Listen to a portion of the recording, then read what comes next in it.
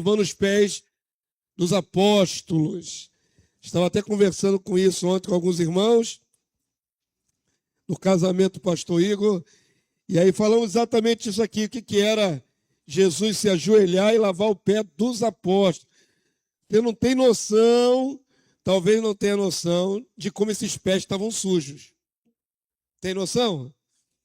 É mais ou menos, não sei quantos já andaram aí na roça, já andaram na roça, no interior do Rio de Janeiro, de Minas, do Nordeste.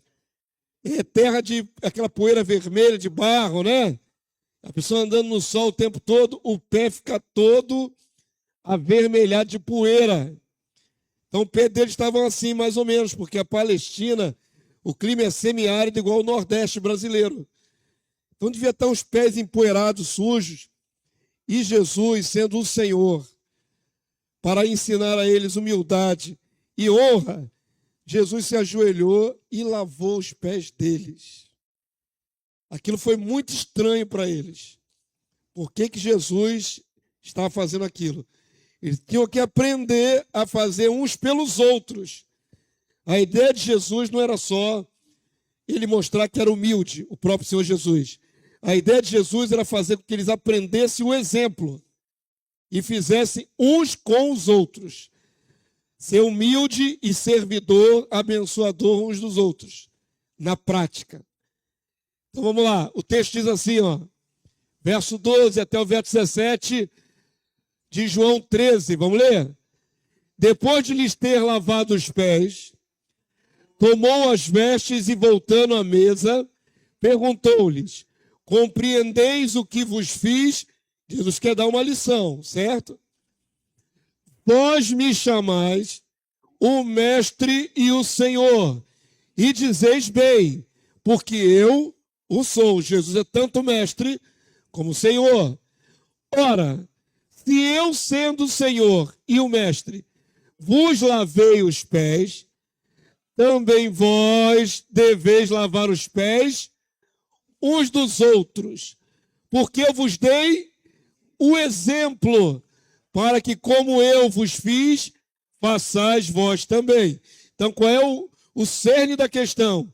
Fazer uns pelos outros como Jesus fez com eles. Em verdade vos digo, que o servo não é maior do que o seu senhor, nem o enviado maior do que aquele que o enviou. Ora, se sabeis estas coisas, bem-aventurados sois, se, aí tem a condicional, ó, se, condicional, se a praticardes. Já dei o exemplo, já disse que eu quero que vocês façam uns com os outros, agora, vocês serão felizes, bem-aventurados é felizes, se botarem em prática. Honrar é prático. Não adianta honrar só de língua, só de boca. Não é? Você é uma pessoa que você admira, uma pessoa que você acha bacana. Eu admiro fulano e exalto as qualidades dele. Isso aí, pouca utilidade tem. Vocês vão ver nessa manhã que honrar uns aos outros é uma atitude prática. Como amar também é uma atitude prática. Amém? Diga, varão, já tem pergunta? Ah, pode? Deve.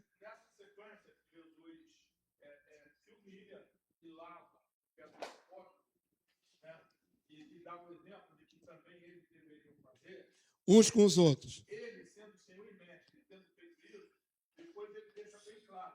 Em verdade, o servo, isso não o torna menor. Não. Exatamente. Ele está querendo dizer que, não sei, entendeu? Que você ser humilde, e você se rebaixar. Se rebaixar para uma pessoa que, entre aspas, né, não está dentro do mesmo nível, para o Jesus, para eles, não torna Jesus, como não vai tornar a pessoa que vai isso, menor. Sim. Ao contrário. Ele faz uma paridade, né? Um não é maior do que o outro. No sentido de que todos devem honrar uns aos outros. Na mente de Jesus, tem as dignidades. Ele não esquece que ele é o Mestre e Senhor. Porém, isso não impede de servir os seus discípulos. Mesmo sendo Mestre e Senhor.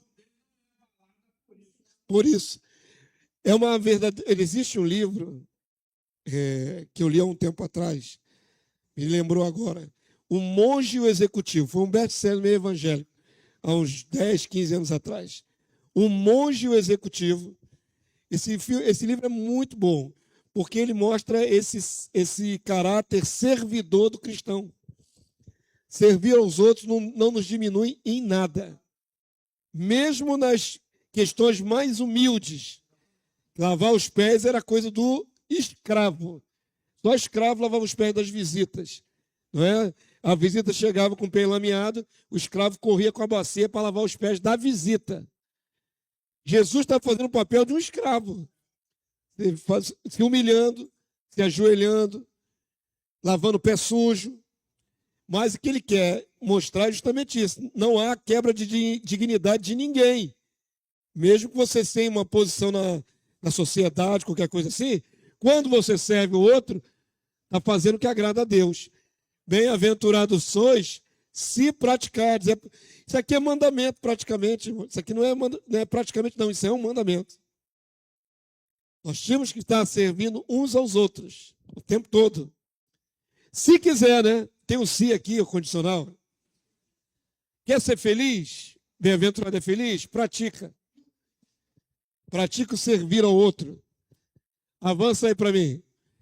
Isso mostra que as dignidades humanas diante de Deus, independente do cargo, posição social e tudo mais, o Senhor vê todos praticamente iguais. Iguais, igualitário. É igualitário. Você não tem que servir só quem é grande. Pelo contrário, você pode servir quem é pequeno. Deve servir a todos igual. Todo mundo tem a mesma honra, não é, de receber o seu serviço.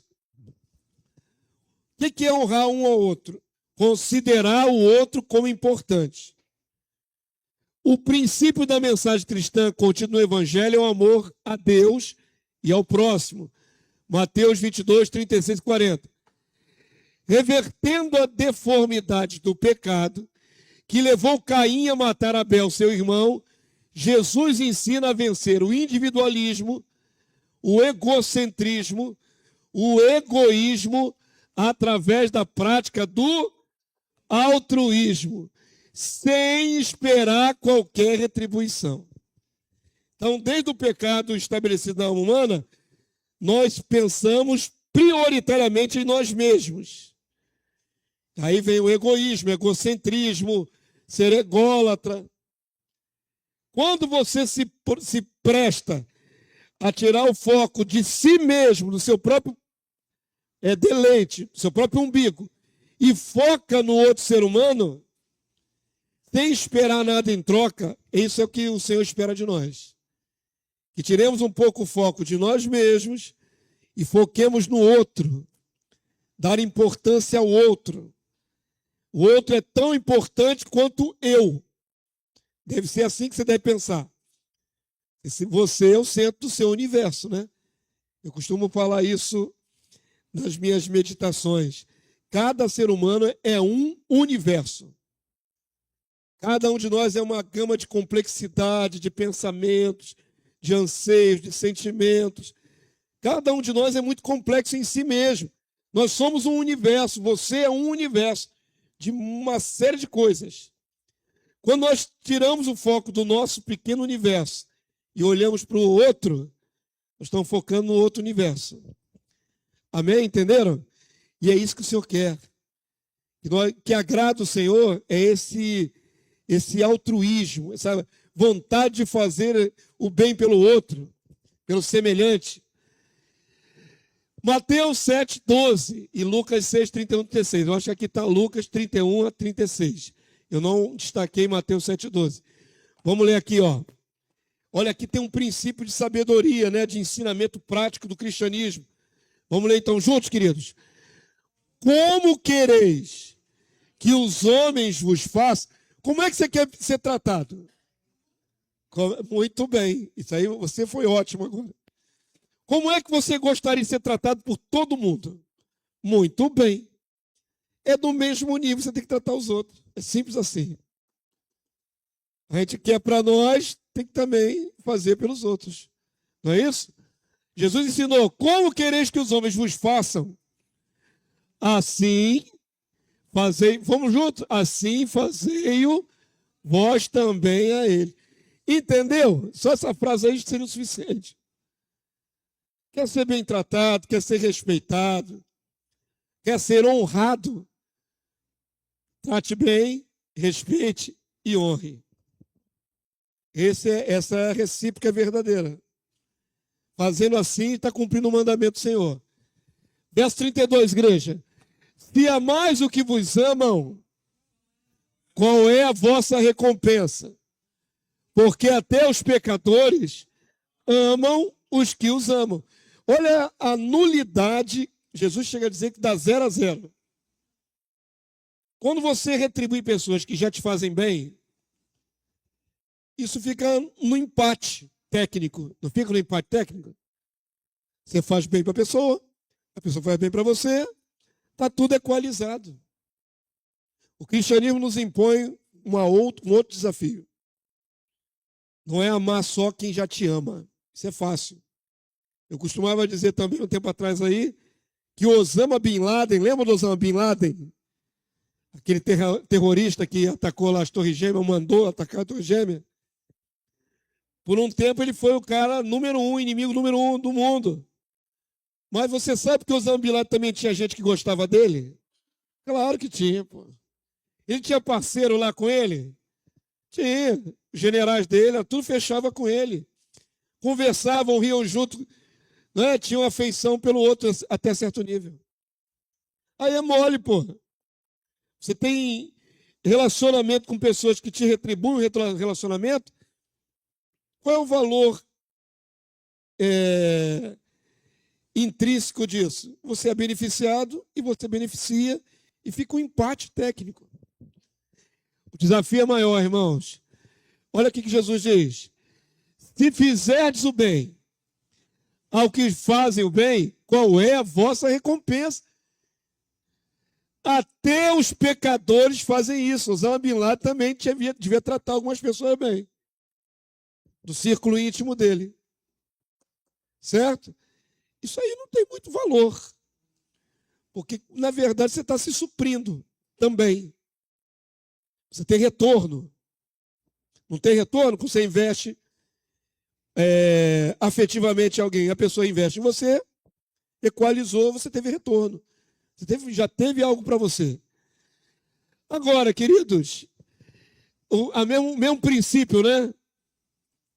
Verso 34, vamos lá? E se emprestais àqueles de quem esperais receber, qual é a vossa recompensa? Também os pecadores emprestam aos pecadores para receberem outro tanto. É meio que igual aos filhos de Deus à criatura. Nós temos aqui uma comparação. Discípulos de Jesus e os homens fora do círculo de cristão. Pecadores também fazem o que os cristãos fazem. Sabem também se relacionar. Isso não dá nenhuma qualidade maior a nós, cristãos. Agora, aqui vem a diferenciação. Qual é a diferença?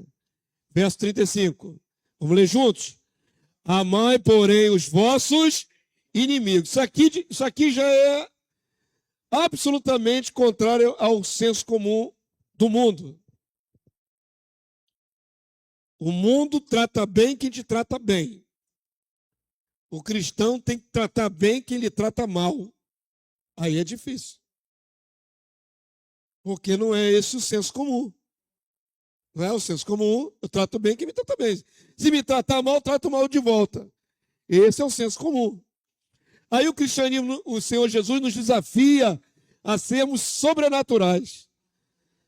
A sermos completamente diferentes. Ter uma reação não esperada. Orai pelos que... Cadê o texto? Aqui, ó. Amai, porém, os vossos inimigos. Fazei o bem e emprestai sem esperar nenhuma paga. Aí, irmão, aí tocou no bolso. Tocou no ponto sensível humano. O bolso. Dá e não esperar nada. Perdeu. Você sabe o que ele diz? Que você emprestou, não vai ter retorno. E aí? Já não é um desafio? Se a lição for só isso aqui, irmãos, só isso aqui já é muito. E aí, se você fizer isso, esse altruísmo, esse dar sem pedir nada em troca, será grande o vosso galardão. Recompensa verdadeira vem de Deus. E sereis filhos do Altíssimo.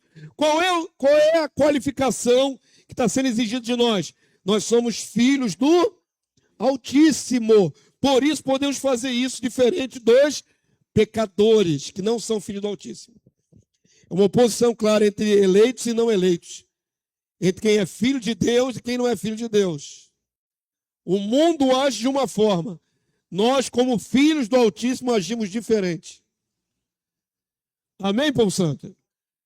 Vamos lá. Pois ele é benigno até para com os ingratos e maus. Se Deus tem paciência com os ingratos, se Deus dá oxigênio, dá vida aos ingratos, o que nos compara a Deus e a Jesus é termos esse mesmo pensamento, mesma postura. Abençoar quem a gente acha que não merece. Já pensou se Deus, porque avalia os corações, dissesse: essa raça ruim aí não vai viver mais não. Vou tirar os oxigênios deles todinho. Ia cair bilhões de gente na face da terra. Deus tem paciência com eles. Quer ser semelhante a Deus, filho do Altíssimo? Tenha paciência com os ingratos e maus. Amém, povo santo? E é o que nos diferencia aqui, ó, verso 36.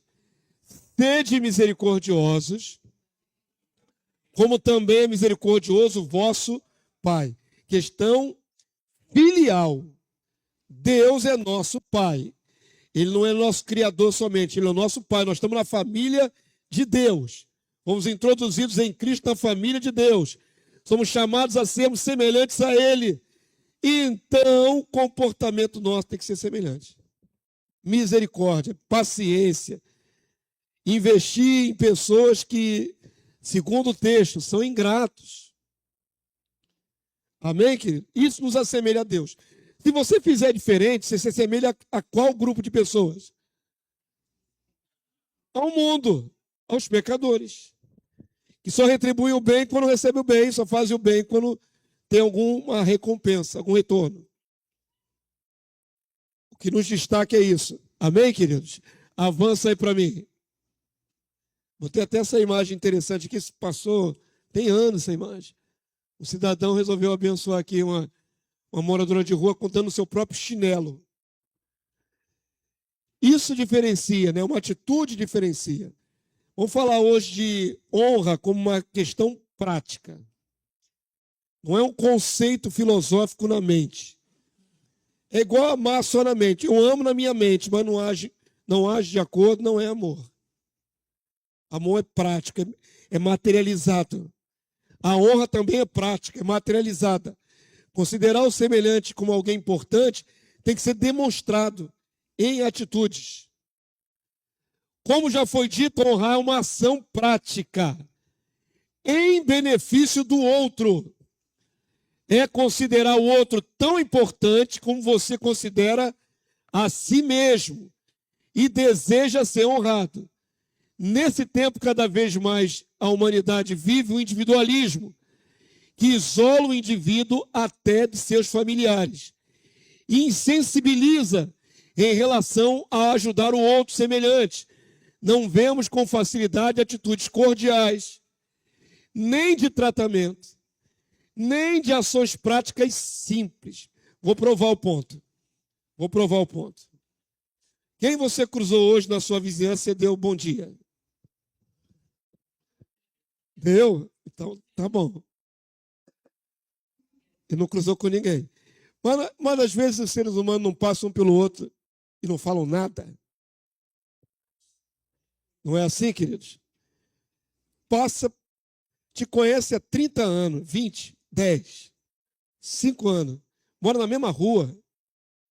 Eu cumprimento uma série de pessoas na rua que não sabem nem meu nome.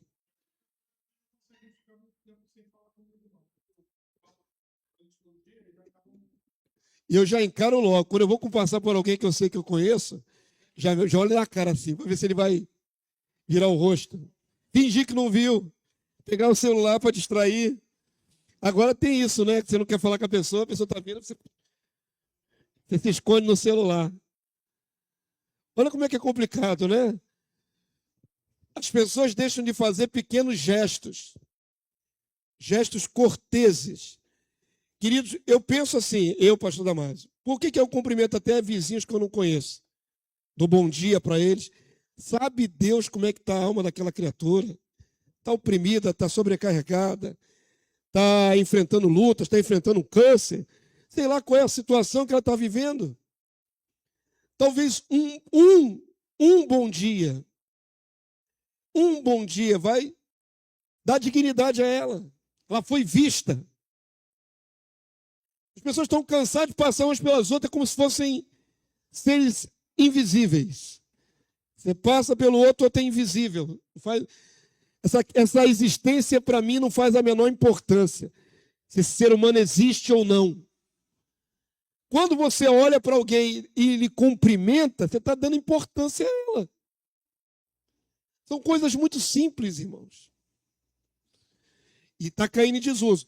Eu vejo pelas gerações que vão passando. Na minha época, minha mãe, meu pai me ensinaram a dar bom dia, a cumprimentar os mais velhos. E ai de mim se eu não fizesse. Hoje em dia eu vejo essa molecada, passa por você, não dá nenhum bom dia, não fala nada. Essa última geração não tem o hábito de dar bom dia para ninguém. Nem dizer obrigado, nem dizer por favor. Essa geração última está bem estragadinha. Os relacionamentos interpessoais não têm a menor importância para elas. São egoístas, egocêntricas, né? Ligadas em si mesmas. Palavras mágicas, né? Devemos usar coisas simples. A palavra mágica. Por favor. Parece que eu estou ensinando beabá para vocês, né? Mas, querido, vale a pena ver de novo. Porque tem hora que a pessoa esquece de falar por favor. Obrigado. Olha, homem é obrigado, mulher é obrigada, tá bom? Tem mulher que bota lá obrigado, tá errado. Obrigado não é assim não, obrigado é pessoal. Você sabe o que quer dizer obrigado? Você sabe que, filosoficamente, mas o que quer dizer etimologicamente? Eu fico obrigado a lhe retribuir. O que você me fez, eu estou agradecendo e estou obrigado a lhe retribuir. É isso que a palavra obrigado significa. Não é só como uma palavra neutra, informal, não. Obrigado. Eu estou agradecido e obrigado a te retribuir. Posso ajudar? Ah, tem o caso dos crentes, né? Tem bom dia. Paz do Senhor. Dar a paz do Senhor faz diferença? Faz. A paz do Senhor é uma imprecação de bênção. E aí vão reduzindo, né? A paz. Daqui a pouco é só pá. Nem o Z vem. Oh, Jesus, como é difícil ser humano, né? Não dá uma paz. Sabe que tu é crente, passa por você, não faz a paz do Senhor, pô, pelo amor de Deus. Posso ajudar? Desculpe então, é outra coisa rara. Me desculpe, me perdoe. Nas atitudes corriqueiras, você abre a porta. Né? Uma atitude de abrir a porta. Levanta alguém quando cai. Aperta a mão de alguém. Apertar a mão de alguém. Meu Deus, as pessoas não se cumprimentam mais como é devido. Parece que a outra está leprosa, está contagiosa, não sei. Não pega na mão. Eu sou do tempo de apertar a mão, irmão. Cumprimento é apertando a mão. Não é? O mais simples, né? Agora, se não praticamos esses gestos mais simples, como faremos obras maiores? Estamos falando de coisas do cotidiano, do corriqueiro. Foca no seguinte.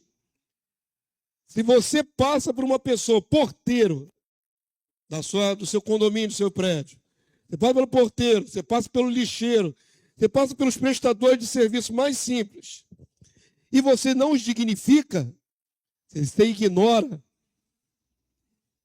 Costuma-se dizer aí que essas classes servidoras são as mais invisíveis. Ninguém observa um lixeiro, ninguém observa um entregador, só salvo se tiver com medo de ser assalto. Aí observa bastante, né? Mas a pessoa é quase invisível. O entregador de conta, né? Porque ainda tem marcação de luz, marcação de água.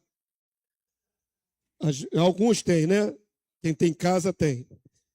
Você dialoga, fala com ele, conversa, dá bom dia, pergunta como foi. No final do ano ele vai meter lá um cartãozinho para tu dar uma gorjetinha a ele de final de ano.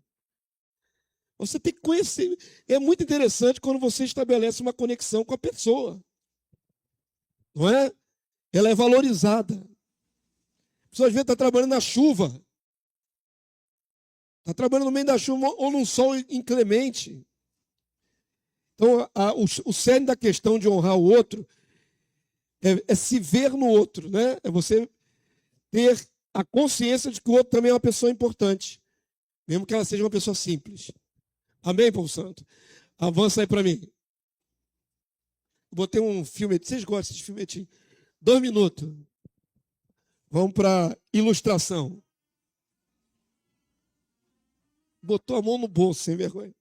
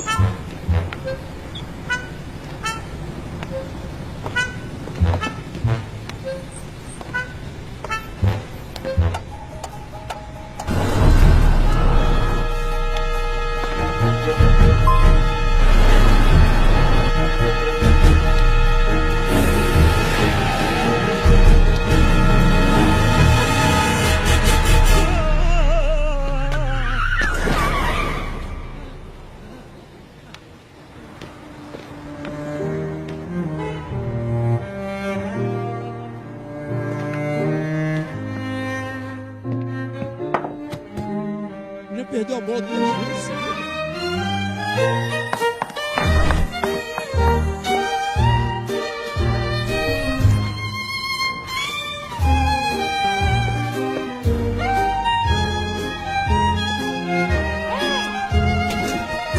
Confia.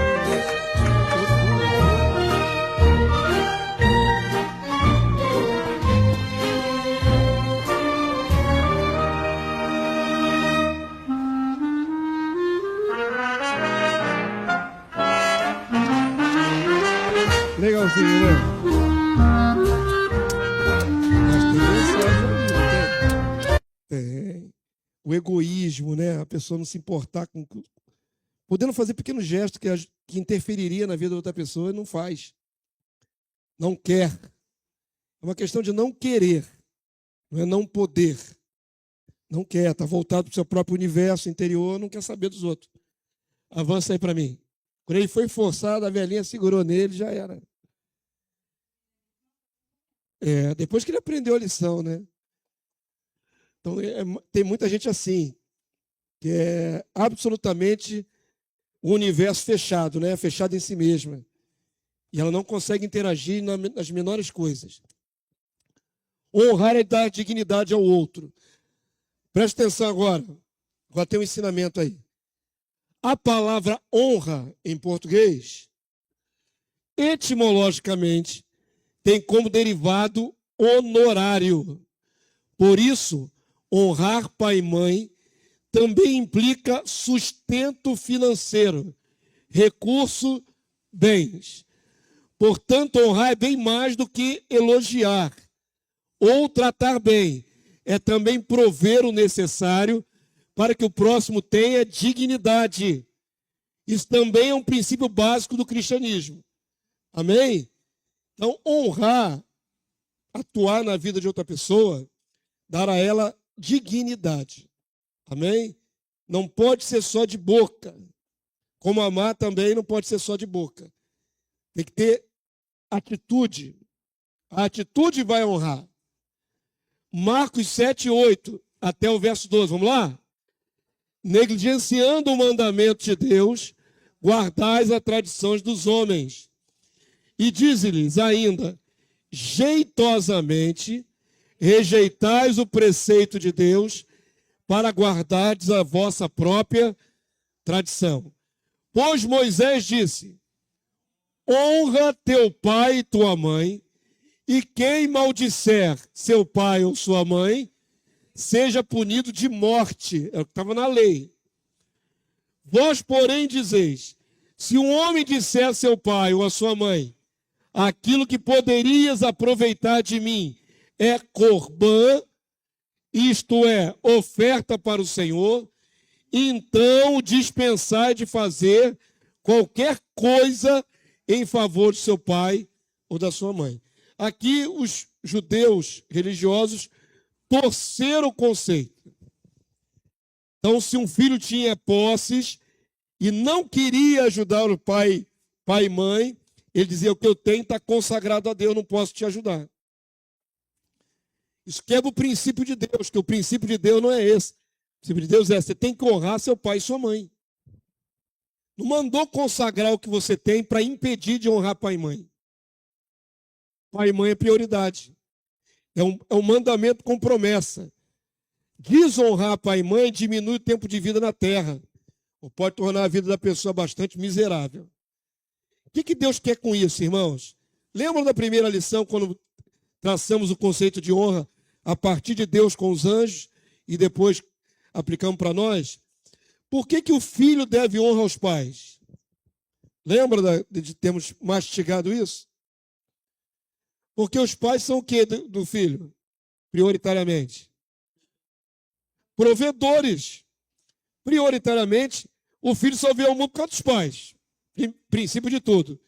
E depois foi sustentado quando não tinha condição de autossustento. É uma questão de gratidão. Assim como os anjos agradecem a Deus sua criação também. Então, quando há uma quebra desse paradigma, ou seja, quando os filhos são ingratos com os próprios pais, estão sendo ingratos e se ofende a Deus, a um princípio de Deus. Eu sei, alguns vão falar, e já tem na mente, que existem pais terríveis. Existem pais abusivos, existem pais molestadores, existem pais bandidos, existem pais trambiqueiros, existem pais drogados, indignos, ateus, uma série de defeitos da alma. Mas, prioritariamente, se aquele pai, mesmo com todos esses defeitos, te criou, te sustentou, você deve alguma honra a ele. Ou não deve? Claro que deve. Então, desonrar pai e mãe é algo visto pelo Senhor como algo grave, algo muito sério. E os judeus estavam torcendo a lei para poder se dispensar de ajudar o pai e mãe. Avança aí para mim. Tem o resto do contexto. Tiago 2, 14 e 17. Vamos ler, igreja? Meus irmãos, qual é o proveito se alguém disser que tem fé, mas não tiver atitudes? Obras aí são ações. Como eu disse, o amor mental sem materialização é zero, é nulo. Honra mental sem materialização, sem manifestação é zero, é nulo. Fé mental sem materialização também é zero, é nulo. Tudo que é só na sua mente, você gostaria de fazer, mas não faz, é nulo, é zero. Morto é porque é inerte, não faz nada, não opera nada. É inócuo. Tudo que você deseja no seu coração fazer e faz, se torna obra. Se fica só no âmbito da sua mente, do seu desejo, e não se materializa, não tem obra. A fé sem obras é morta. Pode acaso semelhante fé salvá-lo? Aqui tem uma questão importante. Vocês sabiam que o livro de Tiago foi um dos últimos a entrar no cânon da Bíblia? Quase não entrou o livro de Tiago. Porque Paulo diz, não é? Você é salvo pela fé somente, sem obras. Paulo diz que nós somos salvos sem obra. Pela fé. Ele está falando, referindo ali às obras da lei. Aí vem Tiago e diz, se você não fizer obra, você não se salva. Não parece conflitante com o que Paulo diz? Quase deixaram o livro de Tiago de fora. Tá? Isso aqui vai dar complicação, esse livro aqui. Essa carta aqui. Mas não é contraditório, não. Obras da lei se faz mecanicamente, né? Até vimos aí na quarta-feira, quando preguei, falei sobre prestar culto mecanicamente. As pessoas prestam culto, dão oferta, às vezes sem estar nem com o coração naquilo, pelo hábito, pela religiosidade. Isso não tem valor diante de Deus. Amém? Estão entendendo? A obra que tem valor, ela tem a intenção correta. Quando tem a intenção correta, é avaliado com valor para Deus. Então vamos lá. Verso 15, igreja, vamos ler? Isso aqui é uma aplicação para nós cristãos, vamos lá? Se um irmão ou uma irmã, está falando do corpo de Cristo, estiverem carecidos de roupa e necessidade de alimento cotidiano, e qualquer dentre vós lhe disser, ide em paz, aquecei-vos e fartai-vos, sem contudo lhes dar o necessário para o corpo, qual é o proveito disso? A pessoa até ora, Deus te proveja, né? E ela pode prover a solução material, mas ela não faz nada e ainda solta uma palavra que parece religiosa. Deus te abençoe. Qual é o proveito? Assim também a fé, se não tiver obras, por si só está morta, inerte, inoperante. Diga comigo assim, ó, amor, fé e honra só se prova na prática. Amém? Então, saia do conceito e viva esses conceitos. Aí você vai provar que você tem fé, você vai provar que tem amor, você vai provar que dá honra ao semelhante. Avança aí para mim. Alguém tem alguma pergunta? Não, né? Tá fácil a lição. Não falei que era fácil? Estão até calados hoje. Hoje o Roberto Grilo não veio.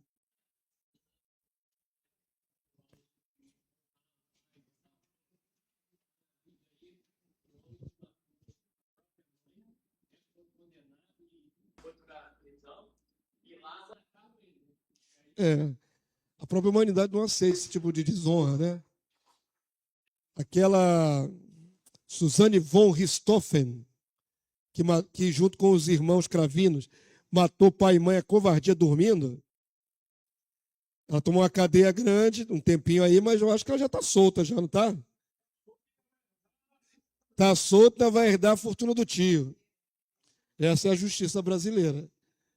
Se fosse em outros países mais sérios, mais severos, ela teria pego prisão perpétua, se não pegasse até pena de morte, né? Dependendo do país ou do estado. Mas aqui ela cumpriu uma série de anos, está solta, ainda é jovem, ainda vai ficar com o dinheiro do tio ainda. Honrar pai e mãe é fundamental. Deus observa esse comportamento sobre a terra. Amém? Muita gente sofre porque desonra. Quando a mãe e o pai deu a vida trabalhando, sustentando os filhos, e na velhice os filhos largam ela para lá, isso não fica sem retribuição diante de Deus. Não é? Tem até aquela ilustração. Quando a criança é pequena, os filhos são pequenos, todos querem a atenção da mãe. É mãe, mãe, mãe, mãe o tempo todo. Quando essa mãe envelhece, não tem um filho que se aproxima dela. É difícil. Agora toma que a mãe é tua. Agora a mãe é toda tua. Agora está doente, está acamada, está inválida. Coloca no asilo, quando coloca, né? Eu li uma reportagem agora essa semana que cerca de 30 mil pessoas morrem na China de velhice por isolamento. Os velhinhos ficam isolados, vivendo sozinhos e morrem. 30 mil. Acho que é por ano. Morrem isolados. E aí, quando já está morto dentro de casa, o governo vai lá e tira o corpo. E olha que na China é onde tem o maior boom populacional, né? Eles têm filho até controlado para não ter muito filho. Mas mesmo assim, os filhos deixam os velhinhos para lá. E eles morrem. Então, Deus está vendo tudo isso. Isso tem muito peso diante de Deus. Vamos entrar agora noutra questão. Se a gente deve honrar todo semelhante, qualquer ser humano merece nosso investimento de atenção e honra. E não é só as autoridades, né, como nós vimos na mensagem da semana passada, mas todo ser humano merece honra. Não coloquei nessa lição, mas no livro de Isaías fala do jejum, lembra do texto do jejum? Se você vê seu semelhante nu e o veste, é um jejum que agrada a Deus.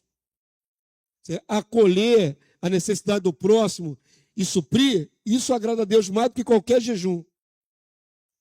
Então nós devemos dar honra a todo ser humano. Amém? Não só as autoridades. Mas existe uma escala de prioridade. O dever é honrar a todos. Mas quem em primeiro lugar? Os da família da fé. Isso é muito importante você aprender isso agora. Estou inventando não, vocês vão ver texto bíblico. Ok? Lições bem direcionadas. Honramos a todos os homens, honramos as autoridades constituídas, mas em prioridade nós devemos honrar os da família da fé. Agora eu vou tocar num ponto sensível, viu, irmãos? Os anos de evangelho que eu tenho, mais de pastoreio, só de pastoreio 21 anos, eu sei, por experiência, que tem pessoas que têm dificuldade de equilibrar essa questão família e igreja. Tem pessoas que têm dificuldade. Por exemplo, se tiver algum evento da família, evento familiar qualquer, e tiver uma reunião da igreja, muitos vão pender para ficar com a família. Preste atenção para não ficar mal interpretado isso aqui que eu estou falando, tá bom? Obviamente, você deve à sua família amor, você deve à sua família honra, você deve à sua família um monte de coisa. Mas você foi inserido por Cristo numa outra família que não é de sangue. Não foi? Nós somos chamados família diante de Deus, irmãos? Como igreja? Sim. Ok? Esta família chamada igreja, que não é teu sangue, que não partilha contigo o seu DNA, essa família chamada igreja, aos olhos do Senhor, tem tanto ou mais importante que a sua família natural. Sabe por quê? Eu vou explicar a você bem rápido, bem direto. A sua família natural é constituída de vários seres humanos, mas nem todos são eleitos de Deus, certo? Você não sabe quem é eleito e quem não é eleito. Então, no quesito entrar para a vida eterna, talvez seu pai, sua mãe, seu filho, seu primo não vai entrar. Mas os da família da fé que perseverarem, todos vão entrar. Quem está entendendo aqui o conceito? Então presta bastante atenção. A palavra não garante que toda a sua família vai se salvar. A palavra não dá essa garantia. Paulo diz: como sabe o marido salvará a tua esposa? Como sabe a esposa se salvará seu marido? Está claro aí que não tem garantia. Nenhuma. Não é? Então, se não há essa garantia de que seu parente de sangue vai se salvar, no entanto, os que estão em Cristo se salvarão, com quem você vai conviver pela eternidade afora? Nós vamos conviver. Sabe o que vai acontecer, irmão? Mais cedo ou mais tarde, com a volta de Jesus? Nós seremos perenes, imortais. E nós seremos irmãos fraternos para sempre. Nós conviveremos uns com os outros para sempre. O nosso futuro é unido para sempre. Nós todos que estamos na salvação, que estamos em Cristo. Junto com a criação que foi poupada. Todo mundo entendeu? Então preste atenção. Eu vou entrar nos textos agora e vou mostrar a vocês. A família da fé é muito importante. Teus irmãos em Cristo são muito importantes. A família natural é tua obrigação. A família da fé é algo sobrenatural, não é só humano. Preste atenção. Vamos devagarzinho, você vai entender. Nos textos anteriores fica claro as prioridades em compartilhar e socorrer os membros da própria igreja.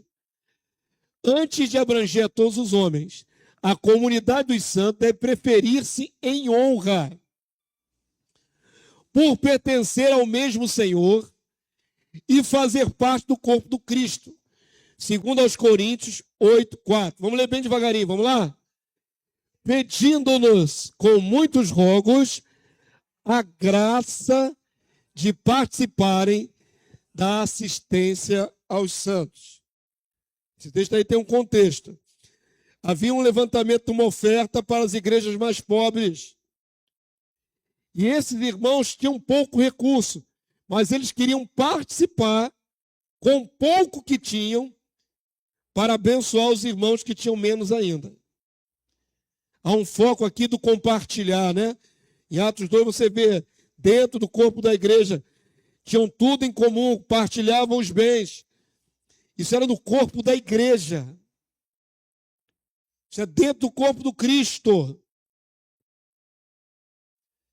Por isso, eu vou aqui fazer um linkzinho rápido para você entender a diferença. Não vou abrir o texto, vou só parafrasear, tá bom? Paulo diz assim: acolhei ou sustentai aquela que for verdadeiramente viúva, que não tem quem possa sustentá-la. Estou parafraseando. Porque se ela tem filhos, a igreja não era obrigada a sustentar esta viúva. Porque os filhos devem honrar os progenitores.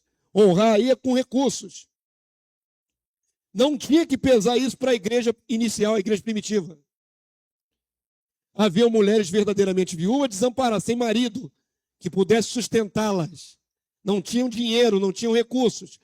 Essa a igreja tinha que sustentar. Mas as que tivessem filhos, não era ônus para a igreja. Não tinha esse negócio de Bolsa Família, não, irmão.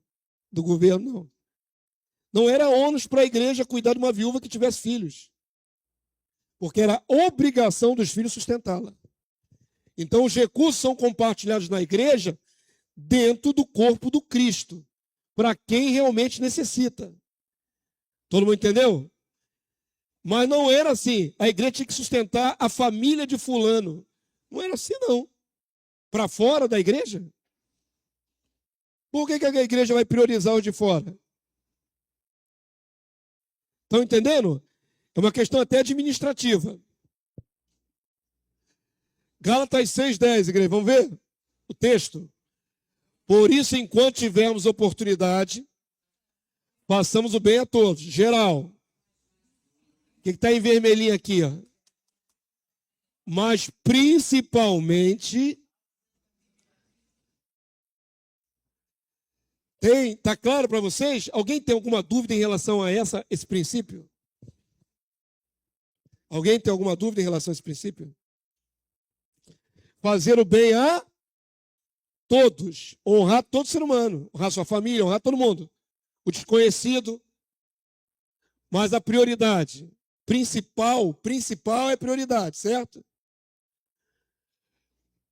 Onde deveria ser o seu investimento de honra? Principalmente das famílias da fé. Eu falei sobre o embaraço que alguns têm com a família. Cada um tem sua história, cada um tem seu BO. Não vou aqui esmiuçar isso. Mas eu sempre dou um exemplo mais assim, como é que eu vou dizer assim? Geral. Um exemplo geral para você entender o conceito.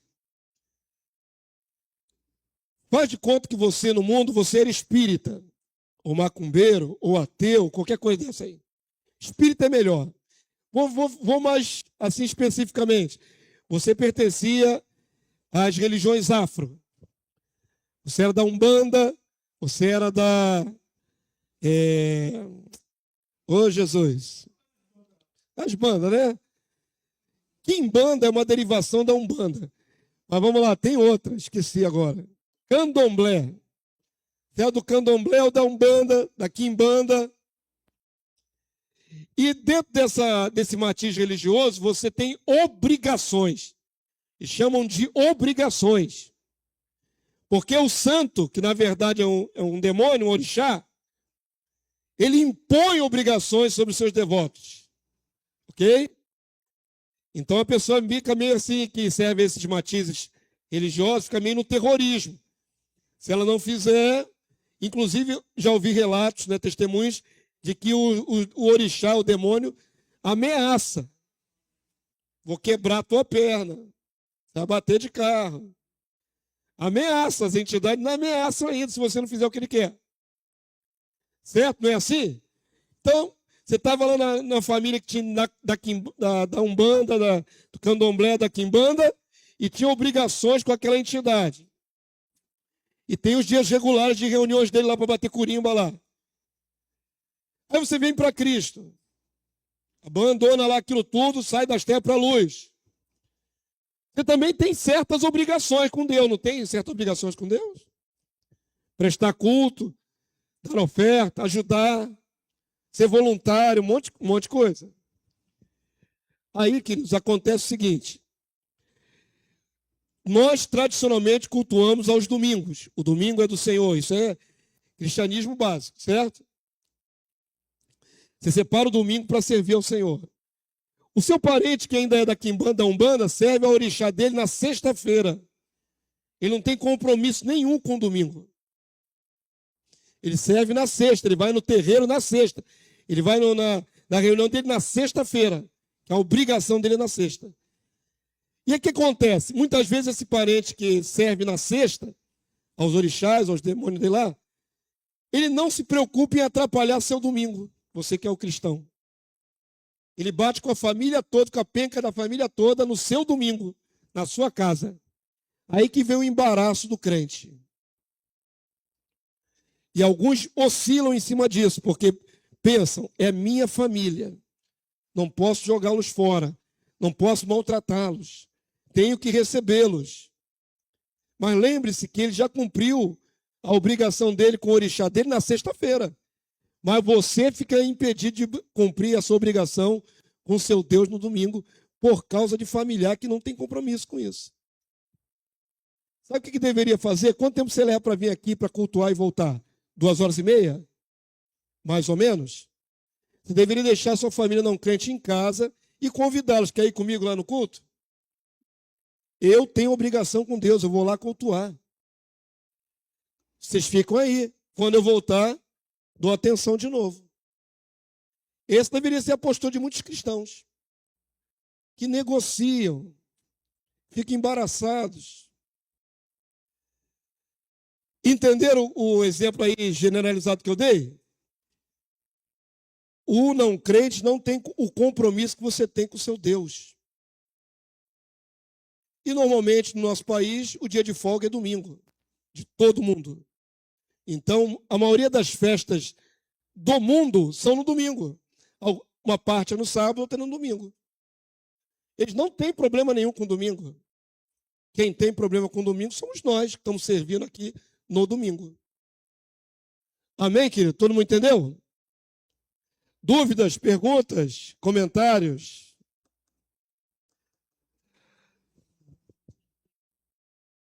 A gente honra todo mundo, mas honra prioritariamente a Deus e a Jesus e os da família da fé. Avança aí para mim. Hebreus 6:10, igreja, vamos lá? Leia comigo. Porque Deus não é injusto para ficar esquecido do vosso trabalho e do amor que evidenciaste para com o seu nome, para com o próprio Deus, pois servistes e ainda servis a humanidade toda. A humanidade toda nós fazemos o bem, somos sacerdotes, abençoamos, mas servir a uns aos outros. Servir aos santos, é uns aos outros. Está correto ali, irmãos? Os textos estão claros? É servir a comunidade dos santos, dos separados. É uns aos outros dentro do corpo do Cristo. A prioridade é esta. Mas, pastor, não somos sacerdotes? Somos. Representante de Deus e do Cristo para os homens? Somos. Mas nós priorizamos servir aos santos, à família de Deus. Vocês vão ver uma coisa muito interessante. Avança aí para mim. Esse episódio aqui ilustra isso. Jesus quase foi preso pela própria família. Maria chegou com os irmãos de Jesus e o texto diz que queriam maniatá-lo, prendê-lo, amarrar ele com corda. Jesus ficou maluco. Jesus, durante 30 anos, estava na casa de Maria. Provavelmente José já tinha falecido, porque não era mencionado José no momento ali da história, do Novo Testamento, não se fala mais em José, quando Jesus está adulto.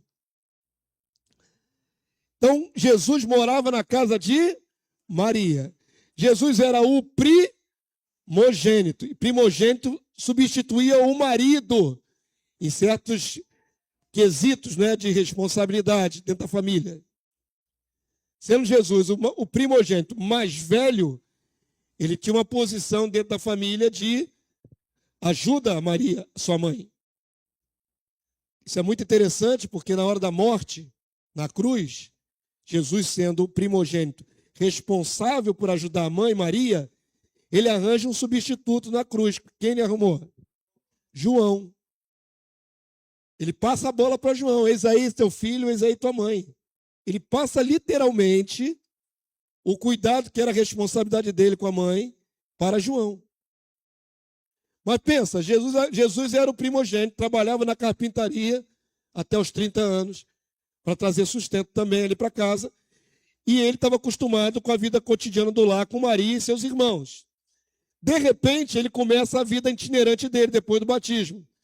E aí ele lota a casa de estranhos. Ele bota todo mundo para dentro de casa. A casa fica lotada, apinhada de gente. E tem que providenciar, às vezes, um lanchinho para todo mundo, uma comida. Ficou uma loucura. Maria e os irmãos de Jesus não entenderam que Jesus abriu eles abriram uma assistência social dentro de casa. Que história é essa, casa toda invadida, cheia de gente? Aí quiseram maniatar Jesus, queriam prendê-lo. Ficou maluco. Por que ele não faz isso só lá fora? Enchendo a cara de gente estranha. Aí Jesus vai mostrar um conceito. Presta atenção no conceito. Mateus 12, 47 a 50. Leia aqui comigo, vamos lá?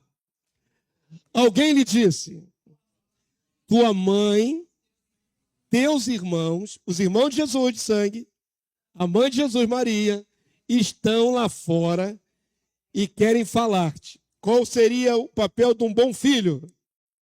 Para tudo e vai atender mamãe. Correto? Verso 48. O que Jesus disse? Porém, ele respondeu aos que lhe trouxeram o aviso.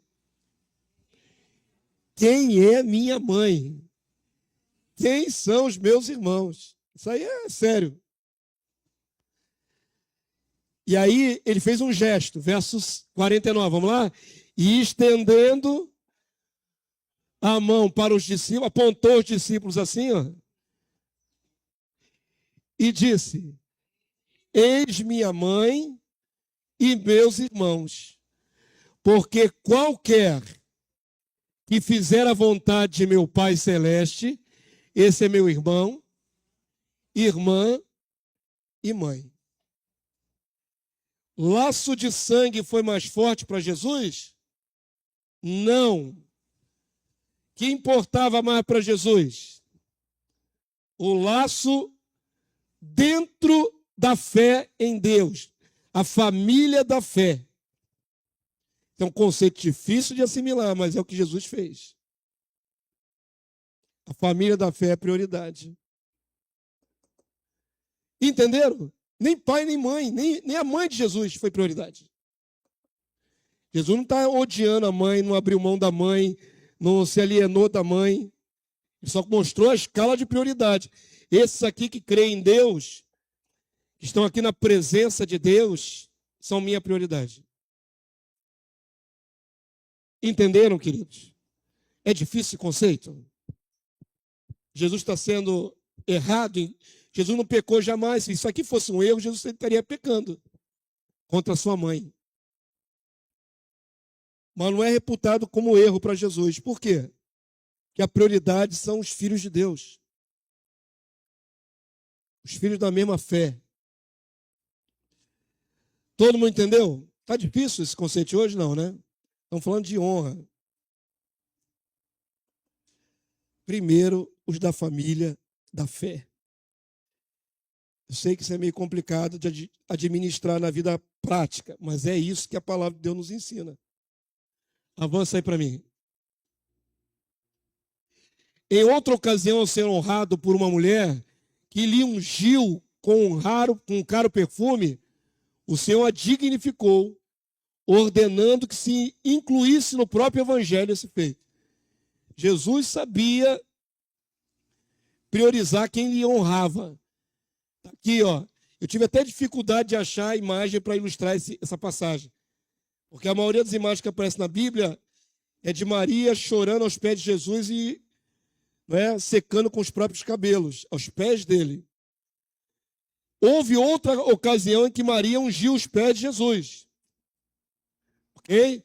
Mas aqui, esta mulher que não é identificada, ela não ungiu os pés de Jesus, ela ungiu a cabeça de Jesus. Que é muito diferente. Uma coisa é chorar ou ungir os pés, outra coisa é vir por cima de Jesus e jogar o óleo aromático na cabeça de Jesus. Ela fez isso.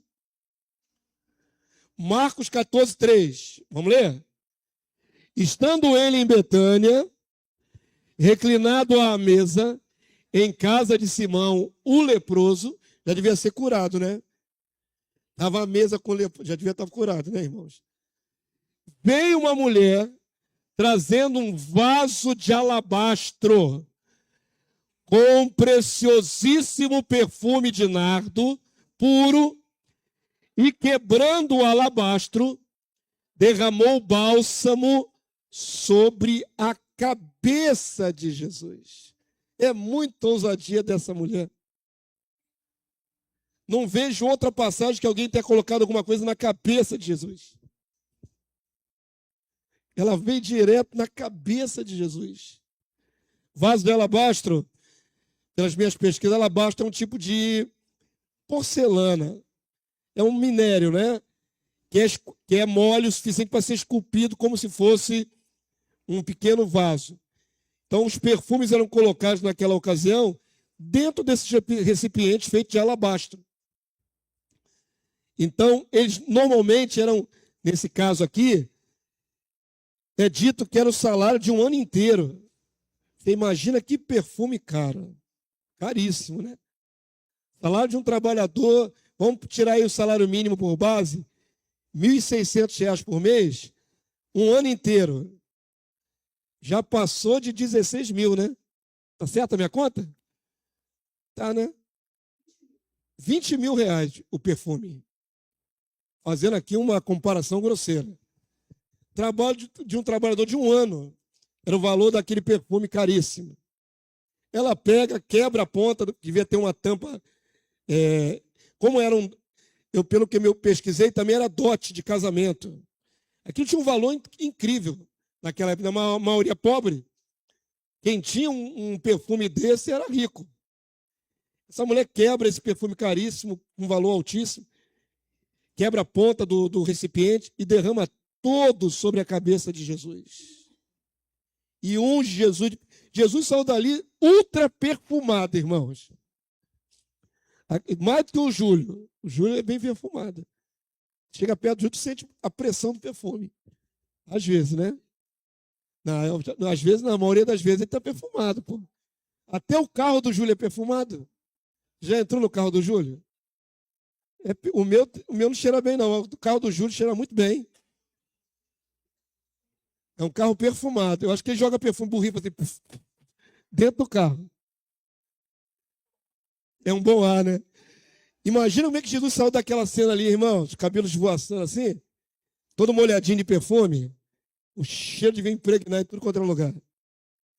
Agora, interessante, queridos.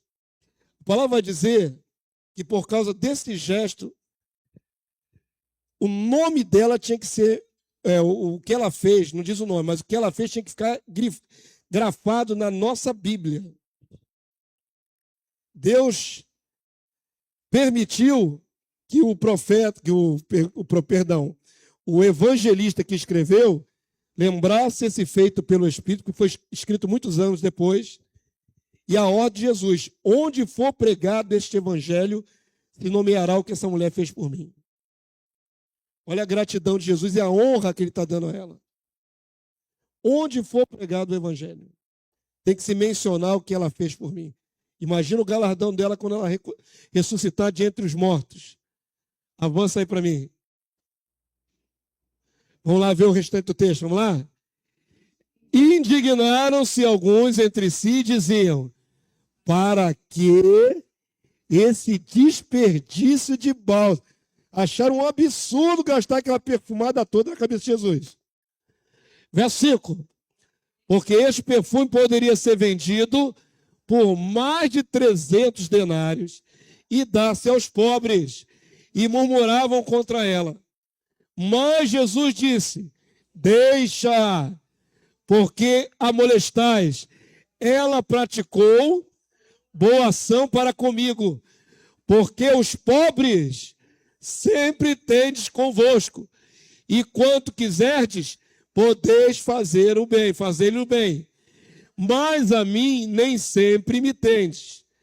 Ela fez o que pôde. Isso aqui é maravilhoso.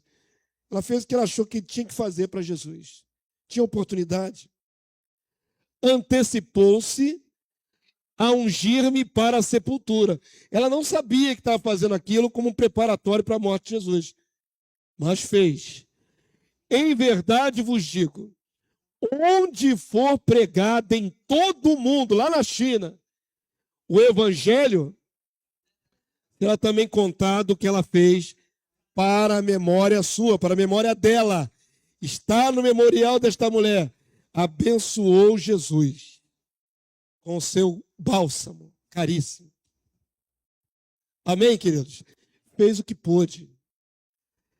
A honra que ela prestou a Jesus foi retribuída por Jesus com honra. É uma ação prática, não foi uma ação prática? Não foi só na cabeça, não, foi prática. Então, quando quiser honrar, eu estava até pensando em casa, né? Esse negócio de honra póstuma. Depois que a pessoa morreu, querido, não tem muito valor, não. Qual o valor para a própria pessoa? Quer honrar? Honra agora em vida. Vai honrar depois de morto? Que interessa essa honra depois de morto? Honra em vida. Você quer fazer o bem, quer demonstrar apreço, quer demonstrar que a pessoa tem valor, honra em vida. Deixa para honrar depois que morrer, não, porque não adianta. Avança aí para mim, vamos terminar. Não falei que é curtinha? 11h30, vocês não fizeram nenhum comentário, a aula vai acabar já. Vamos lá.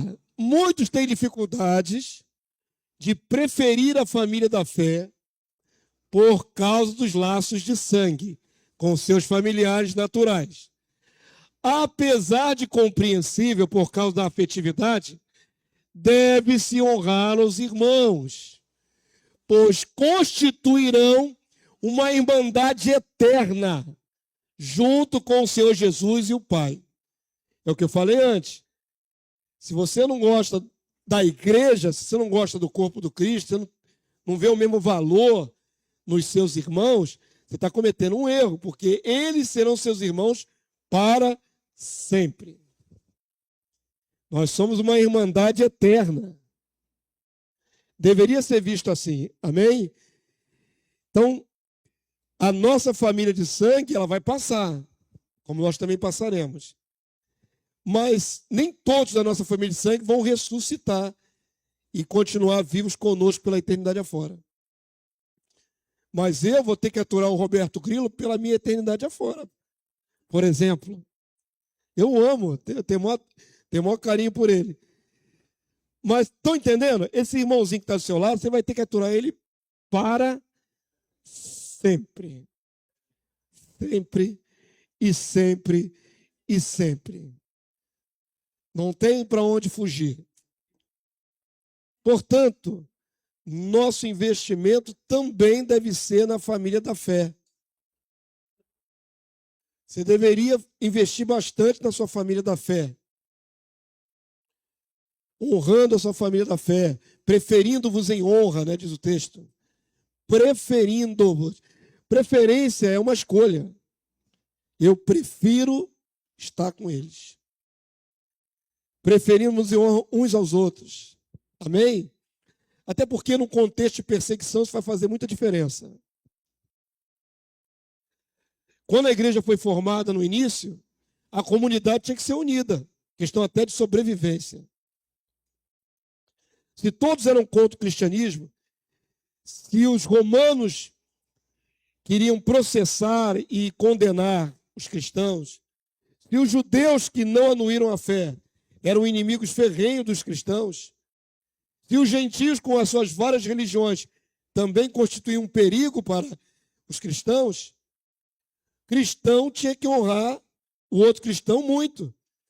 Tinha que ajudar mutuamente muito, porque senão a comunidade poderia sofrer até a sua extinção.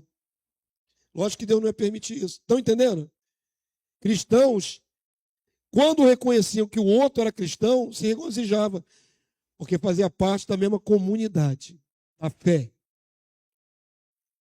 Existem até alguns relatos antigos de que você tinha que ser cristão naquele contexto meio agente secreto. Não era uma coisa muito aberta, porque havia muita perseguição. As pessoas eram condenadas só por ser cristã. Então, para você reconhecer um outro cristão era difícil. Aí criaram alguns símbolos de código. Isso aí é história, não é Bíblia, tá? É história. Você, para saber se o outro era cristão, você pegava uma varinha e riscava na terra uma meia-lua. Se o outro fosse cristão, o código era esse. Riscava a meia-lua na terra assim, com a varinha. Se o outro fosse cristão, ele pegava e riscava uma meia-lua também dentro, em cima da sua. E formava o símbolo do peixe. Era o código. Não se falava abertamente. Mas se descobria outro cristão, às vezes, assim. Um fazia um riscado, o outro fazia outro riscado, completava o peixe. Aí identificava, você é cristão, eu também sou cristão. Por que era em código? Porque havia perseguição. Quando vier a perseguição final do anticristo, a família da fé vai ser muito útil. Porque nós vamos precisar nos apoiar mutuamente, vamos estar em fuga, com risco de prisão, morte e outras coisas mais. A família da fé vai ser fundamental. Quando for proibido nos reunirmos, né, por lei, não pode reunir mais, Nós vamos ter que nos apoiar mutuamente. Nós temos a mesma fé, é a mesma família. A família de sangue, muitas delas vão entregar os cristãos para as autoridades. Está previsto, está profetizado. Leia lá em Mateus 24. E vos entregarão nos tribunais. E vão morrer muita gente pela mão da própria família. Quantos entenderam? Não estou fazendo uma oposição. Fique com raiva da sua família, ame só a igreja. Não é isso. Estou falando em honra, em apoio. Amém? Em investimento. A família da fé tem uma importância muito grande. Quando vier a perseguição, não é a família natural que vai ficar do seu lado. Muitos da família natural vão botar a marca da besta.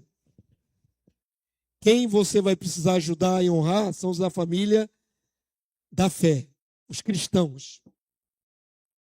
Amém, povo santo? Todo mundo entendeu? Se vivermos essa fase, veremos, né? Está aí acontecendo aí uma grande guerra agora envolvendo Israel de novo. Vamos ver até onde vai dar essa nova guerra? Nós estamos só no início.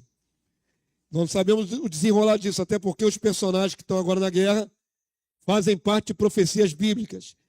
O Irã é a Pérsia está na profecia de Gog e Magog.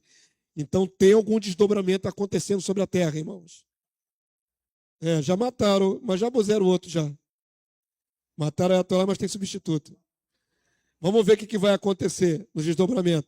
Estou vendo aí as pedras do tabuleiro se movendo. O tabuleiro profético está se movendo. Então, está até ontem no casamento do pastor Igor, casou agora.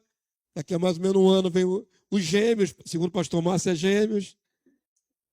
Te rio a beça. Falei, cara, tu vai gerar filho agora? Na última semana de Daniel? É zoação, né? E se for a última semana de Daniel? E se essa guerra culminar num acordo de paz? O derradeiro acordo. Configuração existe para isso. Não pode estar faltando só uns 7, 8 anos para tudo acontecer? Pode. Vamos ficar de pé nessa hora. Acabamos a aula de hoje. Não vou entrar em escatologia agora, não. Isso para outra mensagem. O que aprendemos hoje de importante? Honrando uns aos outros. Família vai ser a prioridade, mas devemos honrar também quem não é da família da fé? Sim. Investir nas pessoas é dar honra ao seu ser humano, né? Ao seu semelhante. Passe a dar bom dia, a abençoar as pessoas, amém? Não passa direto pelas pessoas sem dignificá-las, sem mostrar para elas que ela não é invisível, que ela tem valor. Isso é princípio cristão básico, pô. Muito importante. Tem pessoas que um bom dia seu vai fazer um pouquinho de diferença na amargura de vida dela. Alguém se importou em falar comigo. É muito sério isso. Tem pessoas que tiram a própria vida, entram em depressão profunda. E elas acham que ninguém se importa com elas. Às vezes, um gesto seu, vai fazer ela pelo menos repensar um pouco. Pode até refrear o ímpeto dela de tirar a própria vida. Basta você dignificar a pessoa. Amém, queridos? Então a palavra de hoje é essa. Semana que vem a gente continua aprendendo sobre honra e autoridade. São muitas lições. Tem outros aspectos. Mas hoje nós devemos honrar uns aos outros. Amém? Estenda a sua destra ao céu, vamos abençoar a sua saída. Que o conceito fique e seja praticado. Pai, nós te louvamos por essa manhã na tua presença. Te agradecemos pela tua palavra inerrante. A tua palavra é fiel e verdadeira. Ela nos ensina, Senhor, o que tu queres de nós. Como devemos viver na terra nesse mundo tenebroso, em que os homens são egoístas, em que prioritariamente cada um pensa em si mesmo. E tu nos ensina, Senhor, que nós devemos pensar no semelhante, que nós devemos investir no semelhante, que nós devemos investir nos irmãos em Cristo, na família da fé. Senhor, eu quero clamar nessa manhã que os conceitos permaneçam em nosso coração, que eles não se dissipem, que não seja apenas um conhecimento arquivado na mente, mas que seja prática de vida, porque o Senhor disse que bem-aventurados seremos se assim praticarmos. Queremos ser bem-aventurados, Senhor, em todas as coisas, agradar o teu coração, e é sempre maravilhoso estar no centro da tua vontade. Nos abençoa, Senhor, nos leve em paz a meditar nesse dia sobre essas coisas. E temos mudança de atitude, prática na tua palavra, em nome de Jesus. Sabemos que o Senhor contempla a nossa vida, o teu olhar continuará sobre nós durante todo esse dia. E tu não olharás somente nossas ações, mas as intenções do nosso coração. Que as nossas intenções sejam aprovadas diante do Senhor. Que sejamos aprovados desde a intenção do coração até a prática da justiça. Leva em paz teu povo, guardado pelo teu poder. Segundo a tua graça, traze-no logo mais à noite, para termos comunhão uns com os outros. Mas também, Senhor, prioritariamente, temos comunhão com o céu. Contigo, nosso Senhor. Com o Senhor, nosso Deus e Pai, o nosso Senhor Jesus Cristo. Que a nossa comunhão seja aprovada diante do Senhor. Em nome de Jesus. Guarda-nos, nós te pedimos, em nome do Senhor Jesus. Amém e amém. Glória a Deus. Aleluia. Amém, povo santo. Honre a Deus chegando no horário.